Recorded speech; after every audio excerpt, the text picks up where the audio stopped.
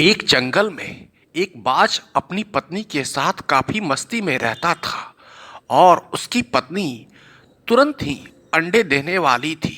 इसलिए वे दोनों काफी खुशी थे। बाज ने अपनी पत्नी से बोला, देखो, यह जंगल सुरक्षित नहीं है, इसलिए हम लोगों को दूसरे जंगल में चलना चाहिए। वहां तुम्हारा बच्चा सुरक्षित रहेगा। मैं शिकार करने जाऊंगा और मेरे न रहने पर जंगली जानवर तुम्हें मार सकते हैं और तुम्हारे अंडे को खा सकते हैं। इन्हीं सब बातों के बीच उन दोनों ने उस जंगल को छोड़ना ही उचित समझा और वे दूसरे जंगल की ओर चल पड़े। जंगल में पहुंचकर एक डाल पर उन्होंने अपना घोंसला बनाया।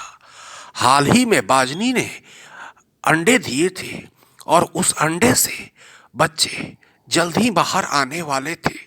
दोनों काफी खुश थे अपने आने वाले बच्चों से। इसी बीच जहां वे थे, एक मूसा आ गया और मूसा दोनों को देख रहा था और बाज भी मूसे को काफी ध्यानपूर्वक देख रहा था। बाजनी को डर लग रहा था कहीं ये मूसा उसके अंडे को न खा जाए।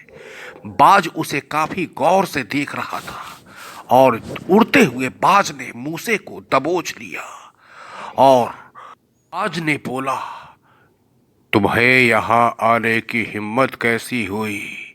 इसके बाद मूसे ने बोला, हे पक्षियों के देवता, मुझे छोड़ दो। मैं यहाँ तुम्हें कोई नुकसान पहुँचाने नहीं आया हूँ। मुझे छोड़ दो। मैं तो एक छोटा जानवर हूँ। मुझे तुम्हें खाकर क्या फायदा होगा? बाज ने बोला, तुम्हें मैं नहीं छोड़ सकता। आज तो मैं तुम्हें खाकर ही दम लूंगा। बहुत दिनों से वैसे भी भूखा हूँ। डरते हुए चूहे ने फिर बाज से कहा, हे पक्षियों के राजा, मुझे छोड़ दो। मैंने तुम्हारा क्या बिगाड़ा है? अगर तुमने मुझे छोड़ दिया तो मैं एक राज की बात बताऊंगा। इस पर बाज ने बोला, राज की बात? कौन सी राज की बात तुम बताने वाले हो? कुछ नहीं, बस तुम बहाना कर रहे हो अपनी जान बचाने के लिए। फिर मूसे ने बोला, ऐसी कोई बात नहीं है। अगर तुम मुझे छोड़ देते हो, जाने देते हो, तो मैं तुम्हारे भले के लिए एक बात बताना चाहता हूँ। मूसे ने बोला, जिस पेड़ पर तुम दोनों रह रहे हो वह सुरक्षित नहीं है। जब भी बरसात और आंधी होगा यह पेड़ गिर जाएगा, क्योंकि यह नीचे से खोखला हो चुका है और इसकी जड़ें सड़ चुकी है। जिस दिन बारिश होगा यह पेड़ निश्चित ही गिर जाएगा। इसलिए तुम लोग यह पेड़ छोड़ दो और दूसरे जंगल में चले जाओ। बाज ने मूसे को छोड़ दिया और पेड़ पर चढ़ गया। अब वे दोनों काफी चिंतित हो गए और इस जंगल से जाने के लिए सोचने लगे। इसी बीच बाज शिकार करने के लिए चला जाता है। बाजिन अकेले अपने अंडे की रक्षा करने लगती है। जंगल काफी सुनसान लग रहा था। इसी बीच एक बिल्ली वहां आती है और बाज के अंडे पर नजर डालती है। उसका मन ललचा रहा था अंडे खाने को, लेकिन इसी बीच बाज तुरंत चला आता है। बाज को देखकर वह बिल्ली वहां से तुरंत चली जाती है। अब बाज और बाजिन ये समझ चुके थे कि यह जंगल बहुत ही खतरनाक है। यहाँ से तुरंत भाग जाना ही उचित होगा। वे दोनों अब दूसरे जंगल जाने के लिए तैयारी कर रहे थे। वे सोचने लगे कि अब किस जंगल में जाएं हम।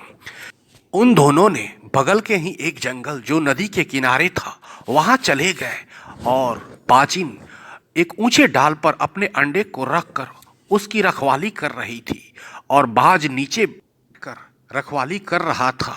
दोनों इस जंगल में नए थे, इसलिए बहुत कुछ उन्हें नहीं पता था।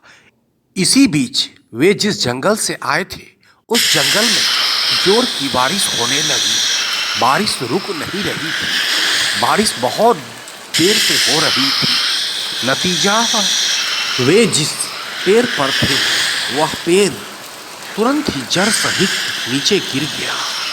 तब बाज को चूहे की बात याद आई। चूहे ने सही कहा था। इसी बीच वह बैठकर सोचने लगा। तभी वो चूहा बाज के सामने आता है और बोलता है, बाज भाई, मैंने सही बोला था ना, वह पेड़ अंदर से खोखला है और एक पानी और आंधी में वह गिर जाएगा। इसके बाद बाज को पछतावा हुआ। उसने बेकार में चूहे को बुरा भला कहा और चूहे को बाज ने अंत में धन्यवाद दिया और बोला, चूहा भाई, तुम्हारा बहुत बहुत धन्यवाद। अगर तुमने वो बात नहीं बताई रहती तो आज हम लोग मारे जाते। इसलिए कहा गया है, छोटा होने से कुछ नहीं होता, सिर्फ ज्ञान चाहिए।